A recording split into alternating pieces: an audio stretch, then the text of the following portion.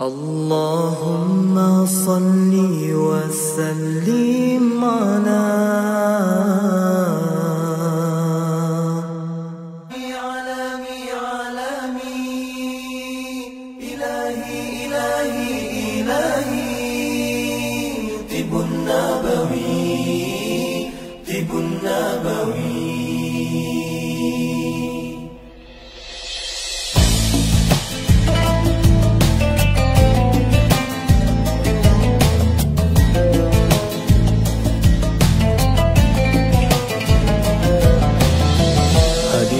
sebuah rasa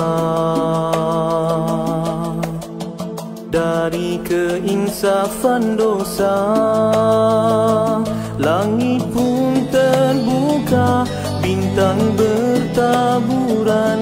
Indahnya, indahnya tawakal. Ud'uni astajib lakum.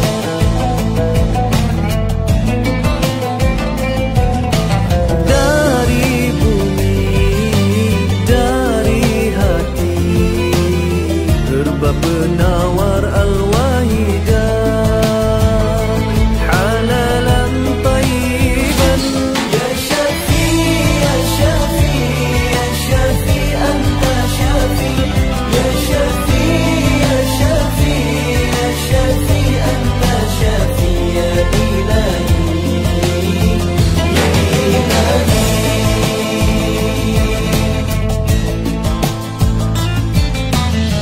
Beratalah doa di langit luas, penuh harapan hati yang ikhlas. Disinari cahaya Rabbani, syifa'un linnasi. Anta Syafi, ya Ilahi, Anta Syafi, halalan tayyiban.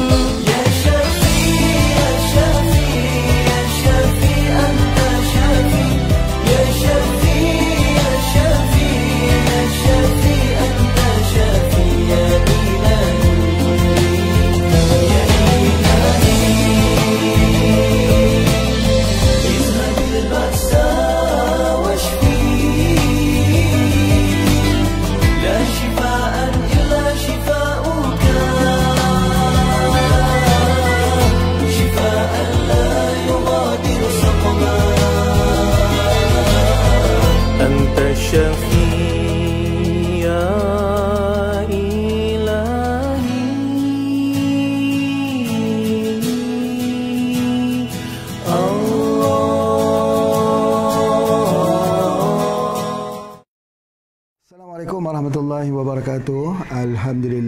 Alhamdulillahirabbil alamin, wassalatu wassalamu ala asyrafil anbiya'i wa mursalin sayyidina Muhammad wa ala alihi wa sahbihi ajmain.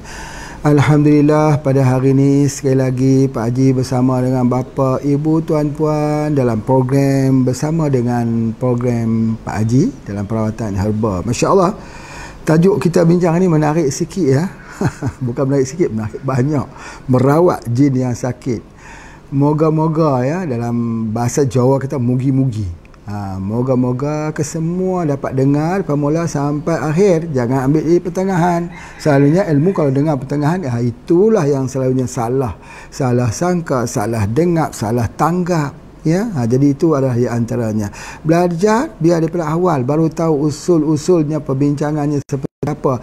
Kalau kita dengar di pertengahan saja, kadang-kadang itulah timbul fitnah tu. Fitnah kerana tak mengambil daripada usulnya, daripada sebabnya. Jadi alhamdulillah pada hari ini, kerana tajuknya begitu menarik sekali dan tujuannya Pak Haji buat tajuk ni nak bincang pasal herba sebenarnya. Tetapi walaupun tajuk merawat jin yang sakit, tetapi tajuknya ialah herba ya.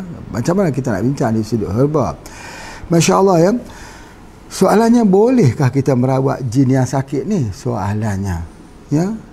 Nampak jin pun tidak nak rawat, macam mana? Jadi oleh sebab itu, kalau ada orang mengaku bahawa dia nampak jin, ini harus diperhatikan betul-betul dengan ucapan Imam Asy-Syafi'i. Imam Syafi'i mengatakan barang siapa yang mengaku mampu melihat jin ya di dalam tubuhnya yang benar, tubuh jin yang sebenar itu, maka dia kena mengucap kalimah la ilaha illallah semula. Masya-Allah. Ini sangat menarik untuk kita berbahas. Kalaupun kita nak jadi perawat siapa pun, jangan mudah-mudah ya. Kalau kita pergi pun, orang tu kata dalam tubuh badan kamu ada 7 ekor jin. Awas. Ingat pesanan Pak Haji ni, ingat pesanan para ulama-ulama kita, bahawa siapa yang mengaku melihat jin. Ya, itu di antaranya. Kerana apa? Batasan yang Allah buat di antara alam jin dan alam manusia ini berbeza. Di dunia, jin dapat melihat kita. Di akhirat, kita dapat melihat jin. Itu keadilan Allah. Jadi oleh sebab itu, maka pada putaran yang pertama, mampukah kita untuk merawat jin yang sakit? Jawapannya, kita tak mampu untuk lihat jin. Bagaimana kita nak merawat jin? Itu yang pertama. Yang kedua, yang Pak Haji nak sebutkan, iaitu menolak sangkaan bagi setengah-setengah perawat mengatakan, saya lihat dalam tubuh badan kamu ada 7 ekor jin. Itu tak betul. Ya, baik. Soalan yang kedua, bagaimana kalau kita menggunakan jin untuk mengubat jin? Itu yang cukup menarik. Ya, kita guna jin Islam. Kononnya lah, ya, dalam selalu perbincangan kita yakin sebenarnya ada jin Islam, ada jin kafir. Boleh tak kita gunakan jin untuk merawat jin? Boleh atau tidak? Baik, untuk menjawab persoalan itu, ulama telah pun berbincang. Boleh tak kita menggunakan jin Islam untuk merawat penyakit manusia? Sebelum kita bercakap dengan untuk merawat penyakit jin, ulama sepakat mengatakan tidak boleh, jangan jauhi, larilah daripada menggunakan jin di dalam perawatan. Walaupun jin Islam. Tak boleh ya. Jadi artinya kita tak dibenarkan menggunakan jin walaupun jin Islam digunakan untuk perawatan. Tak boleh, tidak dibenarkan. Sebab apa? Sebab dia akan terdedah kepada ghurur, tipu daya. Syaitan ini sangat-sangat pintar untuk menipu. Jadi oleh sebab itu, maka perlu kita ingat betul-betul ya, bahawa apabila kita nak menggunakan jin untuk perubatan manusia pun tidak boleh, apatah lagi nak gunakan jin untuk perawatan jin, lagi tak boleh. Jadi bagaimana ya? Bagaimana sekiranya orang itu menggunakan jin untuk perawatan manusia? Bagaimana? Maka di sini Pak Haji bukan seorang ulama untuk membincangkan. Pak Haji cuma nak menegaskan bahawa pengobatan kita ialah pengobatan menegakkan tauhid. Penegakkan tauhid ialah ubudiyah lillahi wahdah. Yakni kita berubudiyah kepada Allah, itu Allah yang satu, Allah yang esa. Iaitu ud'uni astajib lakum, minta. Bila kita kata kita nak minta ini kepada Allah, ya, kita bertawasul. Bertawasul. Apa yang Pak Haji nak sebut dengan bertawasul? Bertawasul dengan menggunakan asma Allah. Asmaul husna, dengan menyebut nama Allah. Ya Hayyu Ya Qayyum, Ya Zal Jalali Wal Ikram. Dengan menyebut nama-nama Allah yang agung. Dan kita meyakini bahawa akan turun pertolongan Allah bila kita mengubat sesuatunya. Yang kedua, kita juga boleh bertawasul dengan amalan baik yang pernah kita lakukan. Boleh. Itu yang antara yang Pak Haji nak sebutkan. Bagaimana kita menggunakan Asmaul Husna dan juga kita meminta dengan menggunakan amalan baik. Dan kita juga meminta sama seperti mana dalam solat ataupun doa duha. Ya Allah, kurniakanlah kepadaku sebagaimana telah Engkau kurnia kepada hamba-hambamu yang soleh. Itu ada di antaranya. Baik.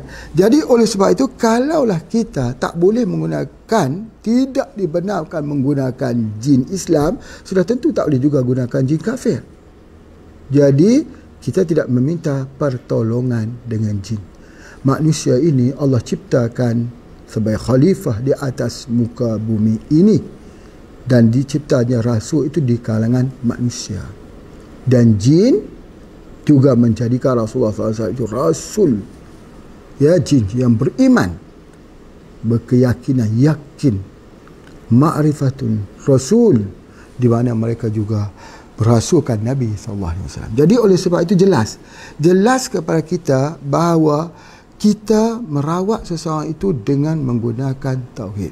Dan yang kedua, kita harus apabila kita masuk dalam dunia pengobatan ini, kena memperbanyakkan membaca doa waktu pagi dan pada waktu petang. Satu doa. Kalau kita tak banyak baca doa ini, bahaya.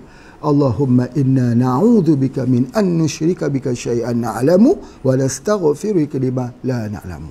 Kita minta ramai-ramai. Ya Allah, kami mohon kepadamu, minta berlindung dengan kau ya Allah daripada melakukan sesuatu yang syirik, yang diketahui dan yang tidak diketahui. Minta berlindung. Jadi oleh sebab itulah, maka seorang perawat itu bila dia bercakap tentang dunia ghaib, dia sangat berhati-hati. Dia sangat berhati-hati dan dia akan menjaga hati agar hatinya istiqamah di dalam ubudiyah lillahi wahdah. Itu yang seterusnya. Bagaimana orang yang selalunya belajar ini, kita, Pak Haji menyatakan bahawa pembelajaran apa pun termasuk dalam ilmu pengobatan ini mesti ada guru. Bagaimana kalau orang tu kata, saya belajar dengan mimpi. Saya belajar, tiba-tiba dalam mimpi saya datang seorang lelaki mengajar saya membaca sekian-sekian. Saya pun mengamalkan dan ilmu itu jadi. Setelah dia amalkan itu jadi. Di mana kamu dapat ilmu ini? Dalam mimpi. Ya, mimpi betul. Mimpi ini ada 3. Mimpi ini. Yang pertama, mimpi daripada syaitan. Yang kedua, mimpi yang datang daripada akal kita sendiri. Yang ketiga, mimpi yang datang daripada Allah. Betul. Memang benar. Namun begitu, apa juga bacaan-bacaan termasuk di dalam bacaan-bacaan Al-Quran yang kita dapat dalam mimpi itu harus dibaca ulang dengan seorang guru di kalangan manusia. Kena pergi depan guru, minta tolong guru dengar. Ni dengar ni, saya semalam bermimpi mendapat ayat bunyinya begini, doanya begini. Tolong dengarkan. Sebab apa? Pernah berlaku di tempat Pak Haji, seorang yang mengaku bahawa dia berubat ini dengan menggunakan ruh daripada Rabi'atul Al-Adawiyah. Katanya dia boleh bercakap Arab, asalnya tak boleh cakap Arab. Katanya dia boleh membaca Al-Quran, asalnya tak boleh membaca Al-Quran. Ya, dan ramai orang yang pergi berubat, merawat di situ, sembuh dengan izin Allah. Tetapi bila ada guru-guru, ustaz-ustaz alim ulama yang pergi, mereka mendengar bunyi bacaan tersebut, ternyata bahawa bunyinya seperti bunyi ayat Al-Quran, tetapi diubah-ubah baris atas dan bawah dan sebagainya, hingga mengubah daripada makna asal kepada satu makna pemujaan kepada jin. Masya Allah. Ini adalah hurur, tipu daya. Jadi oleh sebab itu, kalau kata orang itu dia belajar melalui cara mimpi lah katanya, dia mesti juga berguru dengan guru. Dia kena bertanya dengan guru, dia kena belajar dengan guru, dia kena mengambil tahu dengan apa yang dia amalkan itu. Sebab itu hati-hati. Hati-hati sungguh. Sebab dan sebagainya. Sebab apa? Kemuliaan yang kita katakan kemuliaan. Seorang itu bisa duduk macam tu saja. Datanya seorang, dia sudah boleh beritahu kepada seorang tu, ya awak ni sakit ni begini, sakit ni. Orang tu benar ini begini macam ni benar. Itu adalah sebahagian daripada ciri-ciri seseorang yang mempunyai dalamannya itu yang menggunakan jin. Ya, Masya Allah. Kadang-kadang orang tu tak sedar bahawa jin yang dia pelajari itu bukan daripada amalan dia memanggil jin, menyeru jin. Tidak. Tetapi amalan daripada dia berguru dengan guru yang mempunyai jin. Bila dia berguru dengan guru yang mempunyai jin, maka dia akan mendapat sebahagian daripada kelebihan guru yang menggunakan jin itu di dalam firasat jin. Jin yang membisikkan pada dirinya.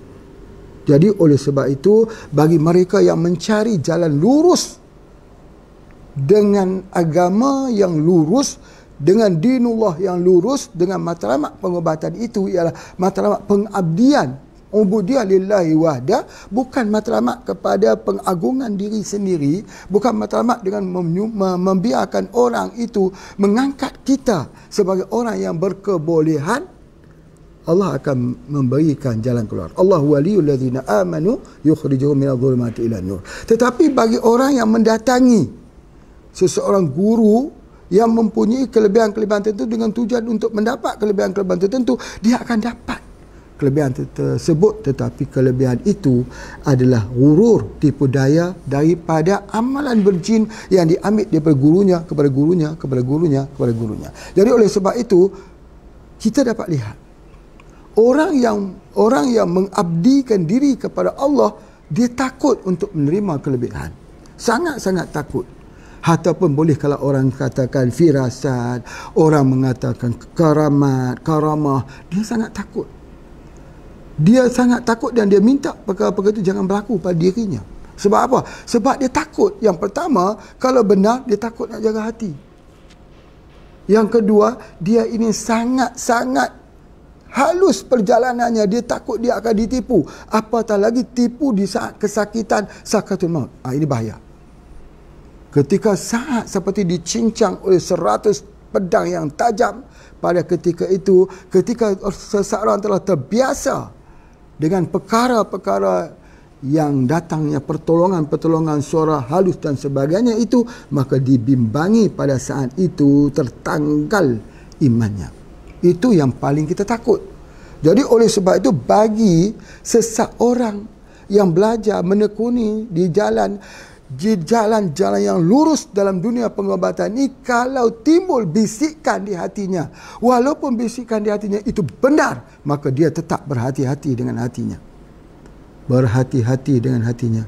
Dia meniliki hatinya, dia melihat hatinya, dan dia bimbang, takut hatinya terkontaminasi dengan sebuah perasaan bangga diri dan keakuan, dan dia bimbang, takut diri itu terkontaminasi dengan sesuatu yang ghurur, tipu daya, bisikan syaitan. Ingat, syaitan ini akan mendorong kita untuk meninggalkan kebaikan. Tetapi setelah melihat kita melakukan kebaikan, dia akan mendorong kita untuk melakukan lebih banyak lagi kebaikan, untuk merasakan bahawa kita adalah orang yang terbaik, untuk merasakan kita adalah orang yang terpilih oleh Allah, untuk merasakan kita adalah orang yang dimuliakan oleh Allah. Ingat, bila kita sudah terasa seperti itu, cepat-cepat kita istighfar, mohon keampunan kepada Allah. Sesungguhnya kita ini adalah hamba Allah yang hina diri. Itu yang Pak Haji nak sebutkan. Jadi oleh sebab itu, maka di dalam pengobatan ini, maka elakkanlah daripada kita berubat atau meruqyah itu dengan menggunakan ruqyah-ruqyah yang tak difahami. Bahasa yang kita tak faham. Apa bahasa ruqyah ni kita tak faham. Ya, kadang-kadang ada ruqyah itu dalam bentuk pantun. Kadang-kadang bahasa ruqyah itu dengan cara kita lihat bulan. Ya, ada pembacaan ketika kita lihat bulan supaya muka kita ini seri macam mana seri bulan. Maka orang itu akan nampak muka dia tu seri. Padahal yang dia amal itu wirid yang dia ambil, bukan wirid, ya amalan yang dia ambil, jampi yang dia ambil, serapah mentera yang dia ambil daripada gurunya yang telah pun memiliki ilmu tersebut. Rosak. Jadi oleh sebab itu, maka kena berhati-hati. Jadi oleh sebab itu juga ada satu hal lagi yang nak sebut. Selain daripada kita kena berguru, maka kita kena banyak-banyak beristighfar. Ketika merawat orang ni, dia ada akhlak ini bukan kita boleh nak tunjuk-tunjuk kepada orang. Bukan berartinya orang tu datang mari sini kita tunjuk-tunjukkan dia dengan kita membaca ilmu, dia menjerit, kita baca lagi dia menjerit dan juga dia sebagainya. Akhlak di dalam perawatan Islam itu tersembunyi dalam keadaan sirnya. Dalam keadaan sirnya, kalaulah betulnya benarnya dia di sisi Allah, sudah tentu dia akan mendoakan saudaranya di luar, di belakang, di balik pengetahuan saudaranya. Orang sakit jumpa dengan kita, ambillah obat ataupun ambil apa, tapi di luar daripada itu kita doa atau tidak. Begitu dia Pak Haji sebut, Bahawa kita tak mahu ilmu kita ini menjadi ramai, menjadi banyak, menjadi kuat ketika ramai. Tetapi menjadi kurang bila kita sepi. Jadi oleh sebab itu ilmu kita ketika orang ramai memang hebat. Kita baca. Tapi ketika kita sepi, kita sendirian dengan Allah, apakah begitu? Ya, menjadi sunyi ketika sepi, menjadi riuh ketika ramai. Kita tak nak begitu. Ilmu ini seperti ditunjukkan oleh para ulama, dia mesti terbentuk di dalam satu yang karimul akhlak, ya, dengan bukan mempromosikan kepada kelebihan diri pribadi, tetapi mengangkat Allah itu sebagai Rabb. Apatah lagi jika kita menakut-nakutkan orang, ini kamu ni ada 7 ekor jin ini harus dibuang, kamu ni adalah daripada saka ayah bapa kamu dan sebagainya. Ini menakut-nakutkan orang. Dan akibat daripada ucapan kita itu mengakibatkan keluarga itu hancur binasa. Mengakibatkan akidah orang itu akan terpegang sampai ke mati. Pak Haji nak ceritakan bahawa ada 2 keluarga yang Pak Haji jumpa ni, mereka apa? Oleh kerana percaya kepada bomo-bomo ni dan sebagainya, bomo tu kata, bomo tu ustaz pula. Lebih bahaya. Apa dia? Yang pertama, bila dia sebut saja begitu, dia jadi pegangan. Pegangan kepada orang sakit. Sampai orang sakit ni sebut kepada jiran dia, aku tak maafkan kamu sampai hari kiamat. Masya Allah.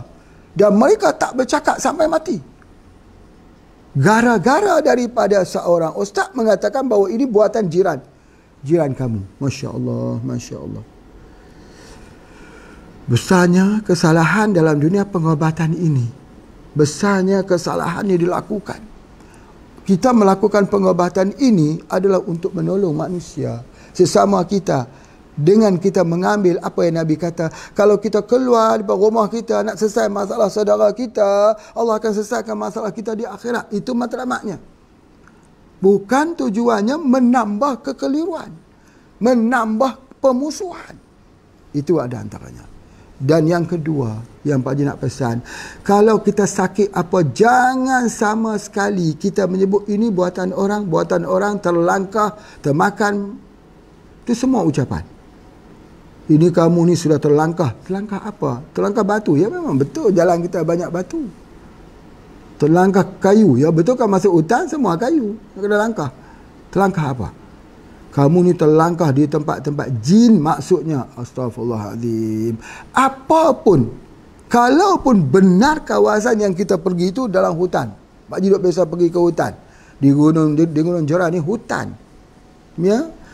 Tetapi Allah Ta'ala menciptakan 2 alam. Alam manusia dan alam jin ini dalam keadaan yang berbeza. Memang betul ada orang sesat dalam hutan. Ada. Tidak dinafikan. Sesatnya sebab apa? Sebab dia takabur. Dia sombong. Dia bukan sombong dengan jin. Dia sombong dengan Allah. Bukan hanya dalam hutan. Di Mekah pun lagi orang sesat. Bukan di Gunung Jerai ni saja orang sesat. Di Mekah buat haji pun lagi sesat. Dalam Masjidil Haram pun lagi sesat. Dalam Masjid Nabi pun lagi sesat. Cari jalan pintunya tak jumpa. Untuk apa? Muhasabah. Jadi sebab itu, bila kita pergi dekat situ, kalau orang tua-tua disebut ni, ya, maaf tu anak cucu tumpang lalu. Tu. Itu jampi tu. Masuklah hutan, maaf tu anak cucu tumpang lalu. Tok mana dalam hutan ni? Tok hantu tu lah, tok jin tu. Anak cucu tumpang lalu, tak sesat katanya. Kita boleh balik. Subhanallah. Apapun cara terkeluar daripada cara Islam, walaupun pada mata dan fikiran kata baik, tetapi kita tidak mau kerana itu adalah ghurur, tipu daya. Syaitan membiarkan dia boleh pulang dengan selamatnya kerana dia itu, ya, dia telah melakukan satu yang kufur. Bila kita masuk ke dalam hutan, kita baca bismillahilladzi la yadurru ma'asmihi syai'un fil ardi wala fis samai was samiul alim. Kita baca lagu tu. A'udzu bikalimatillahi tammati min syarri ma khalaq. Kerana dalam hutan ini nabinya ialah Rasulullah SAW. Yang jaga dalam hutan ini Allah. Yang pemilik pada hutan ini adalah Allah. Yang berkuasa menentukan gerak kakunya jin adalah Allah. Kita tak minta pada jin. Sebab Islam itu melarang meminta pertolongan. Allah itu melarang meminta pertolongan daripada jin. Jadi oleh sebab itu maka tegasnya kita dalam memahami tentang masa kita meruqyahkan orang sakit itu, maka kita minta dengan Allah dengan tidak mempromosikan daripada perkara-perkara yang aneh ini. Itu Pak Haji harap sungguh-sungguh, ya, supaya kita terselamat daripada dalam perawatan ini, daripada memahami akidah yang buruk. Syaitan akan menipu kita. Syaitan akan menipu kita. Jadi oleh sebab itu maka kita kena, apa yang Pak Haji kata ialah berhati-hati dengan hati kita sendiri. Kita kena curiga dengan hati kita sendiri. Sesuatu yang aneh, sesuatu yang pelik, sesuatu yang kita lihat seperti kebaikan, kita harus bermohon dengan Allah SWT. Macam hujan yang turun, kita mohon supaya hujan itu membawa keberkahan, bukan hujan itu mendatangkan azab kepada bumi ini, mendatangkan keburukan kepada bumi ini. Begitu juga dengan ilmu yang kita belajar, ilmu yang dapat kita bawa untuk bertemu dengan Allah Subhanahu Wa Taala. Oleh sebab itu, maka itu adalah antaranya. Kemudian pula ada setengah orang merawat dengan menggunakan tarikh lahir. Tarikh lahir. Guna tarikh lahir, berapa tarikh lahir kamu, siapa nama ibu kamu, siapa nama ayah kamu. Ini dia gunakan ilmu falak, ilmu falakiyah. Jadi kalau guna ilmu falakiyah ini bagi mereka yang berjalan di atas jalan Allah, mereka juga tidak akan gunakan ilmu ini. Kerana ilmu ini akan membawa dia kepada nujum. Nujum. Masya Allah. Barang hilang misalnya, ada kira hari ini berapa hari bulan, berapa tanggal sebagainya. Oh, barang ini tidak hilang, masih ada, tapi ada di rumah, di atas satu tempat yang tertindung, betul, warna hitam sebagainya. Ternyata orang itu pergi cari, jumpa. Betul. Itu namanya falakiyah. Bila falakiyah ini dia masuk dalam nujum, lagi takut. Barang siapa yang pergi yang menziarahi tukang nujum, Allah menolak 40 hari amalannya. Kalau dia percaya, dia telah kufur dengan apa yang dibawa oleh Rasulullah sallallahu alaihi wasallam. Jadi oleh sebab itu, kalau begitu nanti mereka akan sebut, susahlah Pak Haji kalau begitu, ini tak boleh, ini tak boleh, ini tak boleh, ini tak boleh. Pak Haji ni Wahabi kah? Soalannya begitu. Soalannya, Pak Haji ni Wahabi kah? Allah, itu selalu dikatakan orang, ya, dikatakan orang. Dan ada buku yang Pak Haji tulis itu, inilah jalan kami. Pak Haji tulis buku itu pun ada orang mengatakan bahawa tulisan ini juga adalah tulisan yang menyebabkan kita, tulisan orang yang tidak beriman kepada Allah. Pak Haji sebut begini, kalau buku itu dikatakan buku yang kontroversi, maka buku dijawab dengan buku. Mereka yang mengatakan buku itu tak betul, jawablah alasan yang Pak Haji bagi itu juga dengan cara tulisan. Mari kita sama-sama merujuk. Mari sama-sama kita mencari kebenaran. Sebab apa? Sebab dalam dunia pengobatan ini, bagi diri Pak Haji, kita harus melakukan satu pembersihan. Misal kata kita buat al-hijamah. Pak Haji nak sebut ni pengalaman. Bapak Ibu sekalian, kalau Bapak Ibu sekalian belajar al-hijamah dengan orang yang ada dengan unsur-unsur mistik jin ini, nanti hijamah tidak keluar darah, yang keluar ialah kaca, yang keluar adalah jarum. Ada seorang datang bertemu dengan Pak Haji, dia kata, Pak Haji, aku ada kelebihan yang lain daripada yang lain. Apa dia? Dia kata, saya belajar al-hijamah, tapi guru saya ajar cara untuk berhijamah, yang keluar adalah jarum, yang keluar adalah kaca. Pak Haji kata itu adalah ghurur, tipu daya. Dia kata sebab apa? Ghurur. Sebab apa dia kata ghurur? Sebab Rasulullah SAW itu berbekam keluarnya darah, bukannya keluarnya kaca, bukan keluarnya jarum.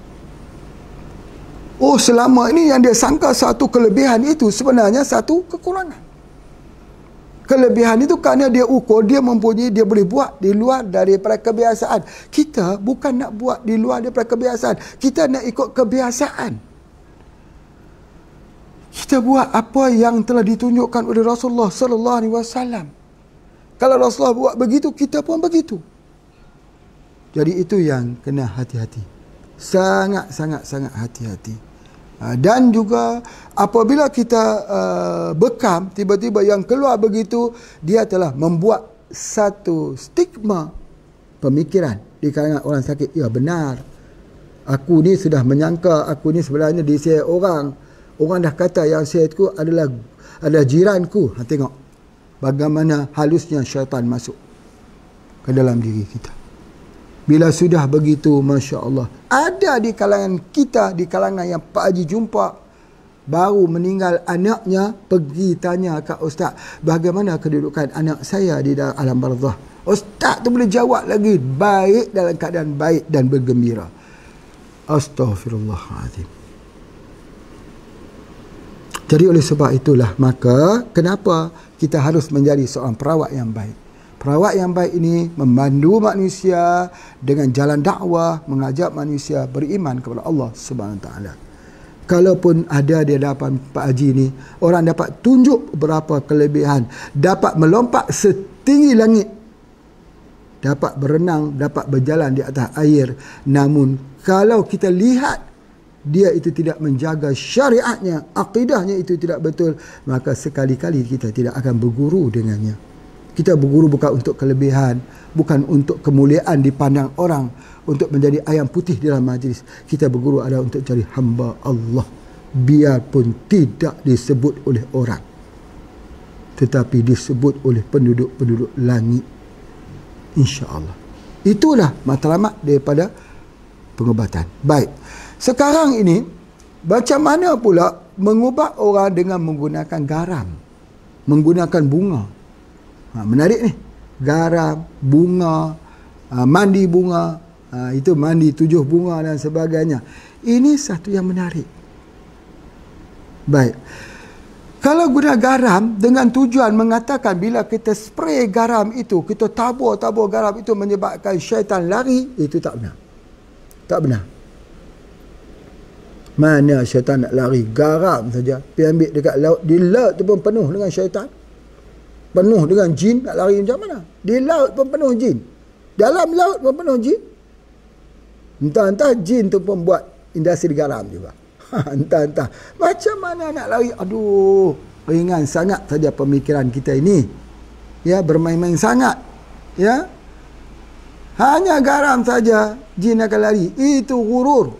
Tetapi sembuh katanya. Betul sembuh. Sebab garam itu mempunyai medan elektromagnetik. Dia ada gelombang dia. Kalau bilik kita, kamar kita disemprot dengan air garam, dia akan membolehkan deep sleeping, tidur. Sebab itu orang ada hari ini garam, lampu garam. Jadi kalau begitu, kalaulah garam boleh menghalau jin, senang saja, tak payah kita tabur garam, pasang lampu je. Memasuk lampu saja. Jadi bukan di situ terhentinya. Terhentinya ialah medan elektromagnetik untuk mendapatkan deep sleeping. Itulah dia garam. Kalau kita semprot kenanya matanya jin itu pedih dia lari. Astaghfirullahaladzim. Masya Allah, tabarakallah.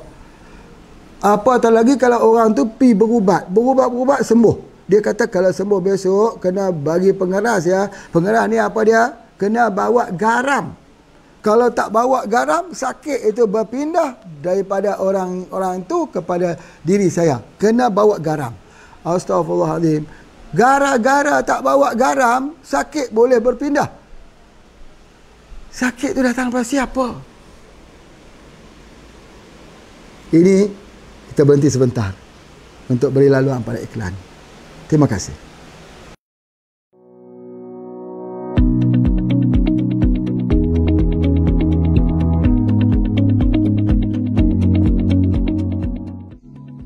Tidak hanya isi buahnya, daunnya juga ternyata memiliki manfaat tersendiri. Buah tin, Ficus carica, tumbuhan istimewa disebut di dalam Al-Quran. Bismillahirrahmanirrahim. Wattini wazzaitun. Buah tin sendiri memiliki kandungan vitamin, mineral phytonutrient yang baik untuk tubuh. Antara 10 limpahan manfaat buah tin ialah menjaga kesihatan jantung, menjaga saluran pencernaan, mengatasi kurang darah, menjaga kesihatan tulang, baik untuk mata, rawatan tonsilitis, merawat saluran pernafasan, deep sleeping, memberikan tenaga dan meningkatkan immunity.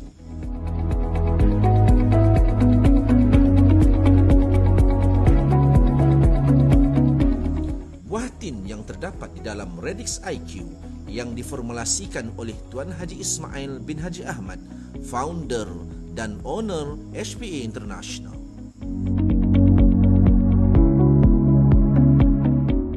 Dapatkan Radix IQ, keluaran HPA International.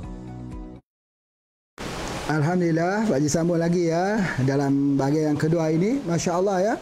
Tadi Pak Haji dah terangkan bagaimana seorang itu yang dia percaya. Baik, kali ini percaya yang seluruhnya adalah percaya pada bunga, mandi bunga. Mandi bunga untuk tujuan pengobatan. Boleh atau tidak? Jawapannya boleh. Boleh.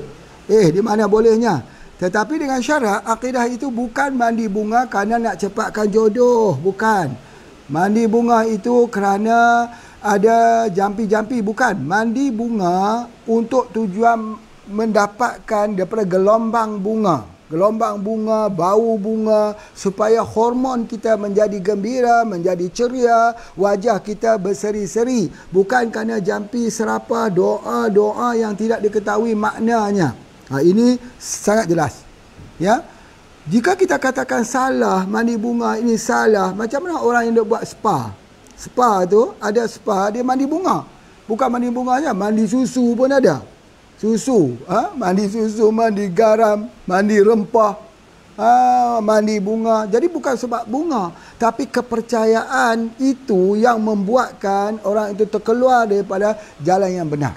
Itu adalah di antaranya. Kalau kita percaya, kalau kita percaya pada garam atau percaya pada bunga, inilah yang menyebabkan pengobatan itu tidak telus, tidak lurus dan tidak dia mendapat keberkahan di sisi Allah SWT. Ya, itu dia di antara. Baik, macam mana kalau orang tu sembuh? Dia ambil dia sembuh. Ambil mandi bunga pun dia dapat jodoh. Bagaimana? Ini Pak Haji nak sebutkan lagi. Alangkah bahayanya sekiranya sesuatu perbuatan yang tidak baik itu akan terus berganda-ganda, berlapis-lapis keburukan yang kedua, yang ketiga, yang keempat muncul. Pak Haji dah sebut dulu. Apa dia? Rezeki yang barakah. Rezeki yang barakah itu rezeki yang menjadi kebaikan demi kebaikan demi kebaikan. Misal kambing. Ini ulang semula ni. Kambing, Nabi kata haiwan yang barakah. Sebab apa? Kulitnya, dagingnya, tulangnya, susunya, diambilnya, kotorannya juga boleh digunakan. Itu berartinya kebaikan. Itu tandanya keberkahan. Tetapi kalau pengobatan itu pun begitu juga.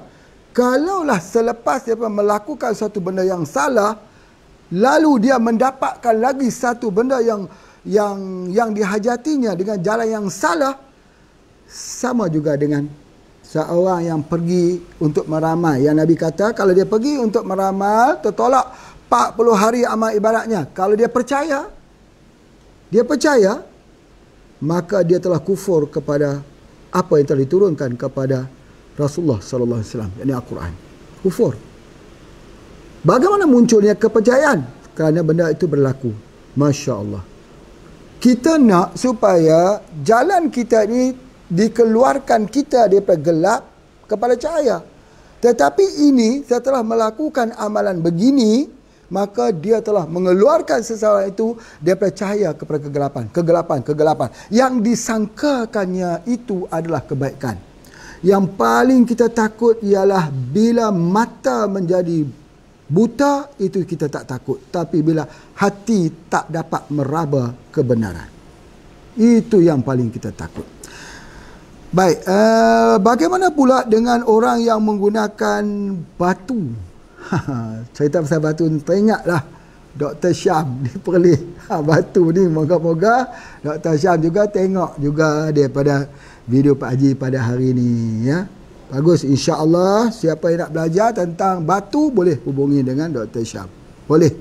Dan masya-Allah, apa yang kita sebutkan batu, tidak ada kelebihan ada pada batu-batu tersebut di sudut yang kita kata dapat melindunginya daripada perkara-perkara yang buruk.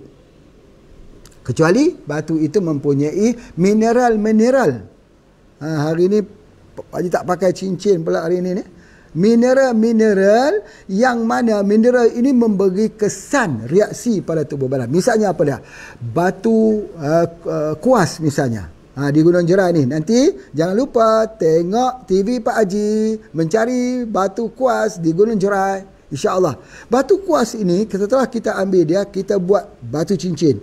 Orang yang susah tidur malam, insomnia, kita pegang batu kuas ini, dia mudah tidur. Pasal apa? Kerana dia ada mineral. Dia ada medan elektromagnetik. Dan medan ini dalam kajian memang benar. Dia akan membetulkan medan elektromagnetik untuk membolehkan kita tidur yang berkualiti. Begitu. Ya, itu adalah antaranya. Begitu juga kita tak boleh yakin kata batu ni boleh menjadikan tubuh badan aku jadi kebal, tidak luka dengan senjata. Batu ini boleh menjadikan murah rezeki. Mana pula macam tu batu murah rezeki? Apatah lagi kalau digantung gambar-gambar.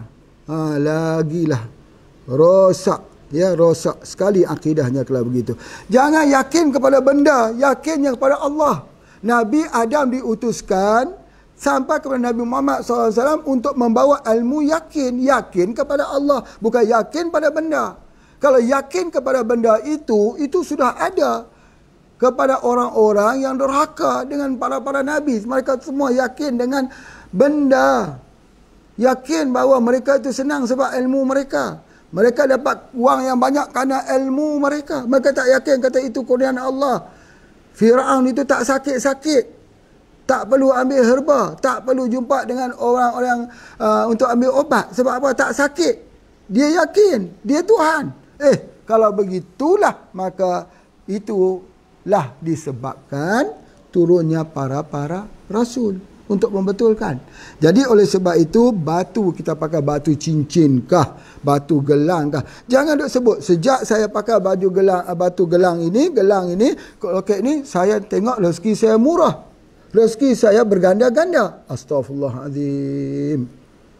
Amman hadzal ladzi yarzuqukum in amsaka rizqah bal lajju fi utubi wa nufur. Surah Al-Mulk. Kalau Allah Ta'ala menahan rezeki pada seorang, ada tak siapa yang datang yang boleh mendatangkan rezeki padanya? Allah terang-terang menyebut rezeki aku yang pegang. Allah itu bersifat Ar-Razzaq, pemberi rezeki.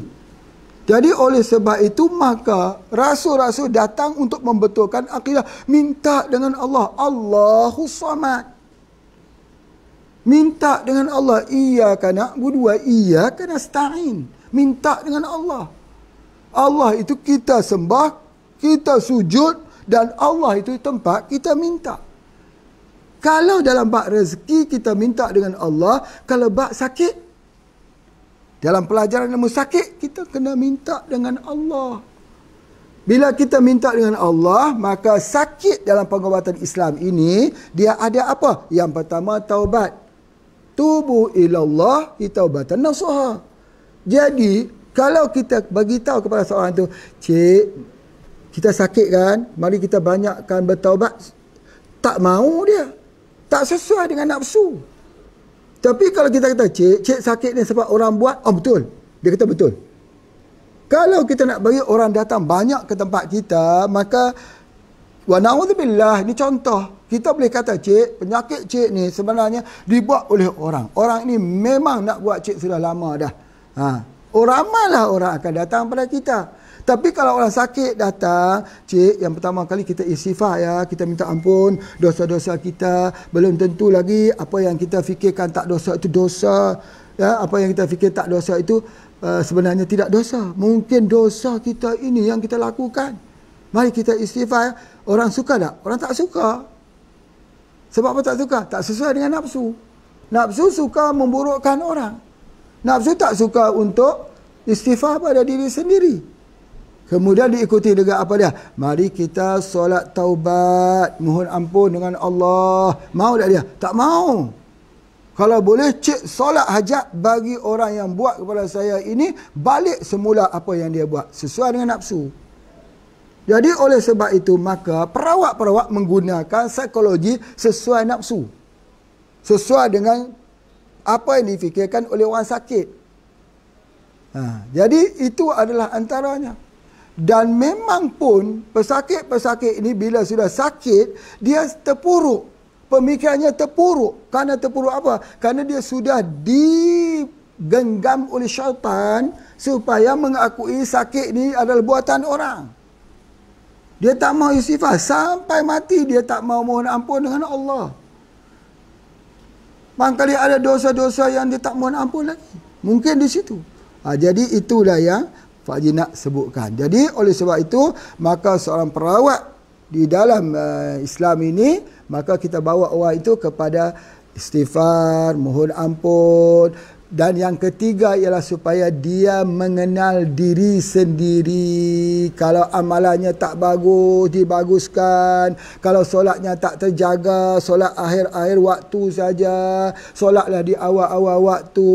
Kalau dia tak pernah baca Quran, baca Quran. Kalau dia tak cukup solawat, banyakkan solawat. Dengan dia memperbanyakkan dan mendekatkan diri kepada Allah, lihatlah nanti bagaimana Allah akan bagi ketenangan dalam dirinya dan penyakitnya itu dapat kita rawat. Kita yang berikan herba macam ni pun, kita kena bagi tahu kepada orang yang mengambil herba yang menyembuhkan itu adalah Allah. Kita bagikan begitu saja. Itu yang Pak Haji nak sebutkan. Begitu juga dengan mentera. Ini ada satu mentera yang Pak Haji nak baca. Mentera ini di tempat Pak Haji, di Perlis. Kalau Pak Haji baca ni hampir satu negeri Perlis, orang tua-tua boleh tahu. Ini mentera. Mentera ini untuk sakit urat. Sakit urat. Boleh atau tidak? Ini dia. Dengar ya, dengar Pak Haji baca. Anak itik tok wi, mandi dalam kolam. Sakit apa tok wi? Sakit sendi tulang. Itu dia. Ubat apa tok wi? Ubat limau lelam. Ada nyanyian dia. Anak itik tok wi mandi dalam kolam. Sakit apa tok wi? Sakit sendi tulang. Ubat apa tok wi? Ubat limau lelang. Itu jampi serapah. Tengok saja. Banyak orang tua-tua cuba kita tanya usul betul-betul. Tu bukan nyanyian. Itu jampi serapah orang sakit urat.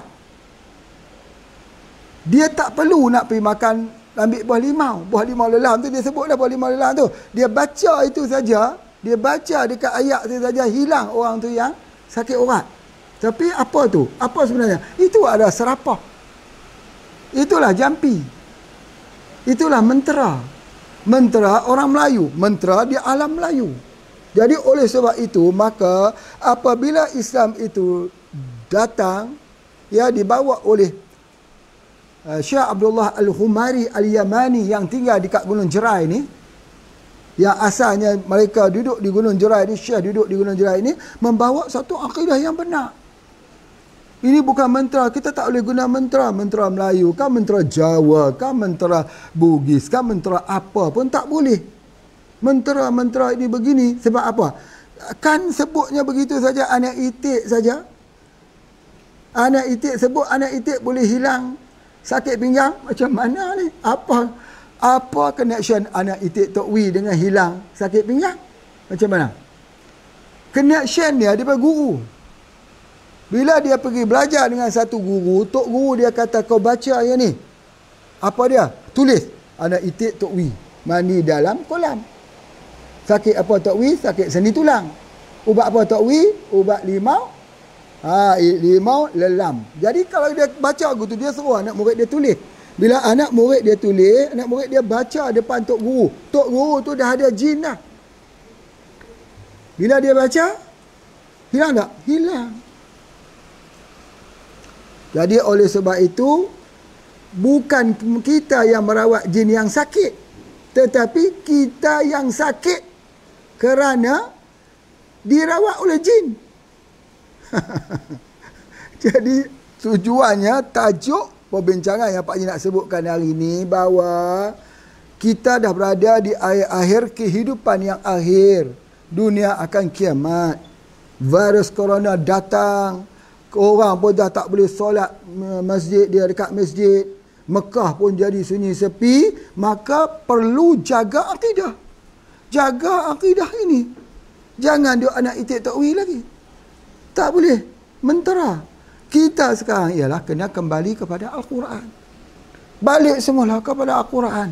Dalam situasi umat yang sedang dalam ad-dukhan. Dukhan ni asap. Asap. Asap tu bukan berupa asap yang keluar. Asap itu kita tak dapat melihat kebenaran. Tak tahu kebenaran. Jadi dia harus lurus, benar dan tidak boleh terkeluar daripada bingkai Al-Quran dan sunnah Nabi SAW. Dan kita tak boleh keluar daripada pendapat-pendapat ulama. Jadi kalau ulama kata macam ni, kita kena pegang macam ni. Kalau dikatakan bahawa tak boleh kita berqadim, berhadam, tak boleh guna jin Islam. Jin Islam tu khadam. Khadam tu jin Islam. Jin Islam ni tak boleh, jauhi. Itu sebab itu dalam buku Keramat Aulia dan Keramat Berqadim, kita tengok orang yang berqadim ni memang dia jadi. Hujan nak turun, dia boleh pindah hujan. Dia boleh buat begitu. Itu bukan keramat. Itu namanya keramat berqadim. Berqadim itu berjin. Menggunakan kaedah pertulisan hasil daripada amalan.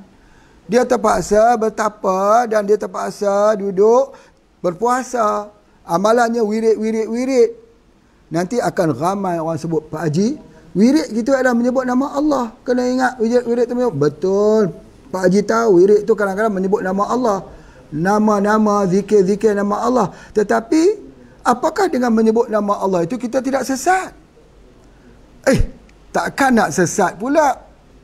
Pak Haji dengan menyebut nama Allah. Buktinya apa? Buktinya orang solat. Orang solat itu bermula daripada takbiratul ihram, Allahu Akbar, sampai Assalamualaikum warahmatullahi, Assalamualaikum warahmatullahi. Semua menyebut nama Allah kan?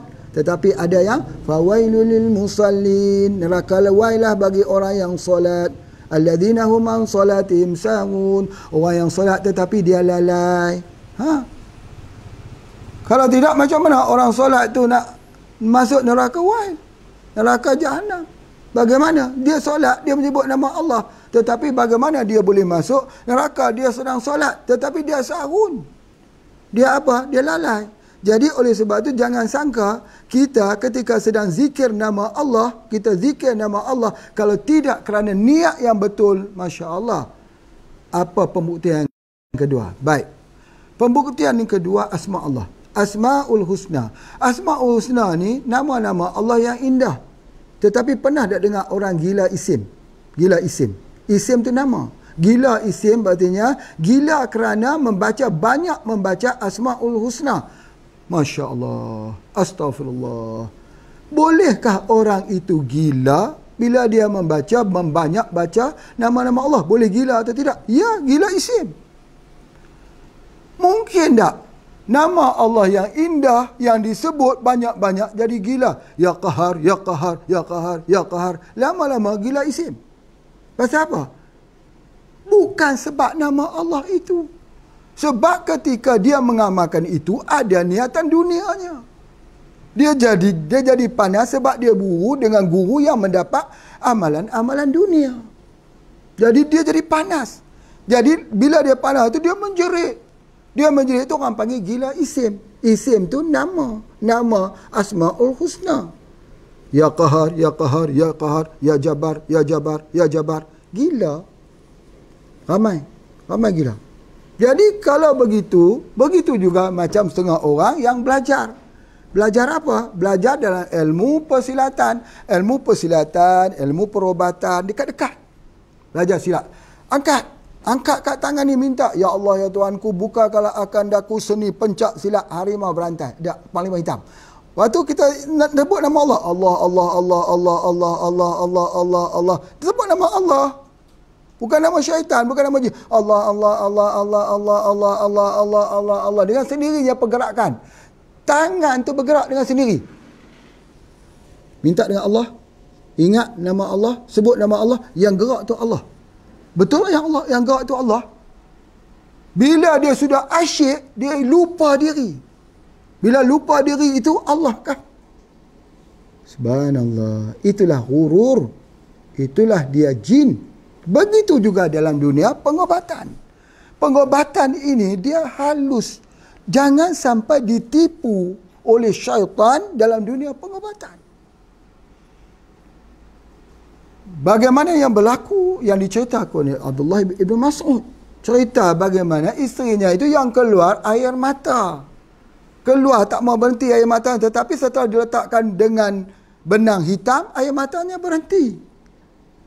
Air mata berhenti. Betul. Tujuan untuk menghentikan sakit keluarnya air mata tanpa berhenti, boleh dihentikan dengan letakkan benang hitam. Tetapi apa kata Abdullah maksud, sungguhnya aku telah mendengar Rasulullah SAW mengatakan tamimah itu adalah syirik kepada Allah. Oh, itu yang kita jaga. Gelang-gelang, tangkai-tangkai itu boleh membawa kita syirik kepada Allah. Pak Haji, ni bagaimana kalau kita tak amalkan macam ni? Sekarang situasi kita bahaya ni kalau kita tak belajar ilmu-ilmu macam ni. Masya Allah. 2/3 dunia itu tunduk di bawah Islam dengan akidah yang benar. Sayyidina Umar bin Khattab radhiyallahu anhu ketika diberitahu oleh penjaga yang sebut kata Sungai Nil. Sungai Nil yang terpaksa dikorbankan dengan anak dara. Baru air sungainya itu akan melempah naik. Tiba-tiba tahun tersebut, ketika Islam sudah merebut di Mesir, menguasai Sungai Nil, menguasai Mesir, pada ketika tersebut air kering. Lalu mereka minta menghantar utusan berjumpa dengan Sayyidina Umar. Apa kata Sayyidina Umar? Apa kata Sayyidina Umar? Sayyidina Umar menulis surat kepada Sungai Nil. Aku tak minta kepadamu. Aku minta kepada Allah yang menciptakanmu. Jalankanlah airmu. Bawa itu, masukkan kertas saja, jalan.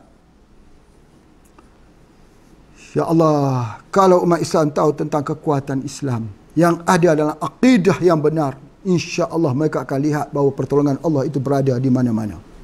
Pertolongan Allah itu akan mendatanginya daripada semua sudut. Allah akan datang. Tetapi yang berlakunya kemiskinan dan yang berlakunya kemiskinan akidah yang ada pada hari ini yang menyebabkan umat Islam ramai seperti buih di lautan, tetapi tidak kuat, rapuh, mudah dihancurkan. Salah satunya dalam dunia pengobatan dapat kita lihat bagaimana rapuhnya iman umat Islam, akidah umat Islam yang telah dikeluarkan dengan kepercayaan-kepercayaan mistik, kepercayaan-kepercayaan yang membawa bukan mengagungkan Allah, tetapi untuk mengagungkan kepada makhluk halus, untuk mengagungkan kepada seorang perawat, untuk mengagungkan kepada benda. Jadi oleh sebab itu maka Pak Haji berpesan dekat sini bahawa hati-hati bila kita menggunakan pengobatan ini. Jadi apa dia yang sebenar yang Pak Haji nak sampaikan ni ialah bila kita bercakap tentang jin, kena ingat satu perkataan, ghurur. Ingat ghurur, tipu daya. Jangan sampai ditipu dalam semua aspek. Ya, jadi oleh sebab itu maka bersihkanlah. Kalau sudah yang lepas sempena hari Jumatan ini, mohon ampunlah kepada Allah. Tinggalkanlah saja yang lepas. Kalau dulu kita boleh tangkap jin masuk dalam botol. Tangkap jin masuk dalam botol. Kita kata begitu, itu ghurur, tipu daya. Kalau kita boleh buat apa juga begitu, ghurur. Mari kita membersihkan diri kita pada hari Jumatan penghulu pada hari ini supaya kita kembali kepada pengobatan Nabi SAW. Bagaimana? Bagaimana? Itu antara soalannya. Baik. Sebelum Pak Haji nak jawab bagaimana, ada satu lagi soalan yang termain dalam fikiran Pak Haji, iaitu masuk hutan kena gegatar. Gegatar ni bengkak. Bengkak, kita ambil air, kita baca ayat kursi, kita bagi dia minum, hilang bengkaknya. Ya. Apakah ini pengaruh jin, pengaruh virus, pengaruh bakteria dan sebagainya? Itu tidak menjadi hal kepada kita. Yang penting, ya, racun ular pernah berlaku. Ya, racun ular pernah berlaku di zaman sahabat. Ular itu matuk lalu membaca surah Al-Fatihah. Ingat, surah Al-Fatihah itu surah syifa. Bacalah dia. Ya, kita meruqyahkan orang sakit itu dengan surah Al-Fatihah. Dan kita menggunakan membaca surah An-Nas dan surah Al-Falaq. Boleh ditambah dengan surah Al-Ikhlas. Di mana sahabat mengatakan bila turun 2 surah ini, 3 surah ini, maka kami tak meruqyahkan orang lain menggunakan kecuali menggunakan surah ini. Mudah saja kan? Suratul Fatihah, Qul Wallahu Ahad, Qul a'udzu birabbil falaq dan Qul a'udzu binnas. Bagi dengan yakin, minta dengan Allah, jangan terhenti di situ saja. Balik dekat rumah ketika kita solat, ketika kita bersendirian, selepas melakukan satu amal-amal yang baik, selepas kita berzikir, selepas apa, minta saja dengan Allah agar sembuhkan. Minta dengan Allah. Kalau dia tak sembuh, besok minta lagi. Kalau tak sembuh, besok minta lagi. Sampai Allah memberikan doa kita. Yakin bahawa Allah akan sembuh. Itu yang paling penting. Ya. Kemudian seterusnya, bila kita sampai kita meruqyahkan orang ini juga, yang pertama ialah kita jaga diri kita. Jangan sampai timbul riak. Jangan sampai timbul rasa besar diri.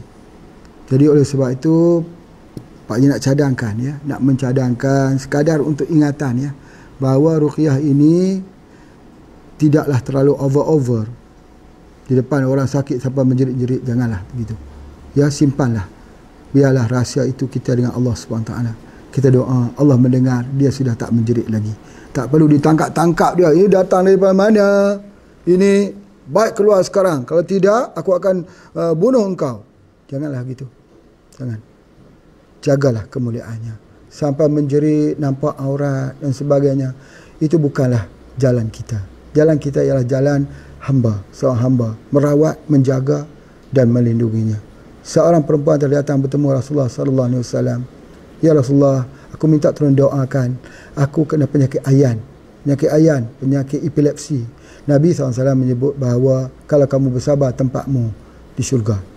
Tempatmu di syurga. Kata perempuan itu, aku bersabar. Masya Allah, gembira dia dengan ucapan Nabi SAW itu. Aku bersabar. Aku memilih untuk sabar. Sebab itu jaminan Rasulullah SAW. Tetapi ya Rasulullah, ketika berlaku auratku terbuka. Jadi aku minta didoakan supaya jangan terbuka auratku. Masya Allah. Ini yang Nabi doakan. Baik, terpelihara sungguh sesuatu amalan. Nabi itu adalah ikutan kita, contoh kita dalam dunia pengobatan. Dan juga dalam Islam yang dibawa oleh Nabi SAW itu adalah sempurna. Tidak perlu kepada penambahan lagi. Baik, terima kasih semua yang telah mendengar kuliah hari ini. InsyaAllah jumpa lagi pada esok hari. Assalamualaikum warahmatullahi wabarakatuh.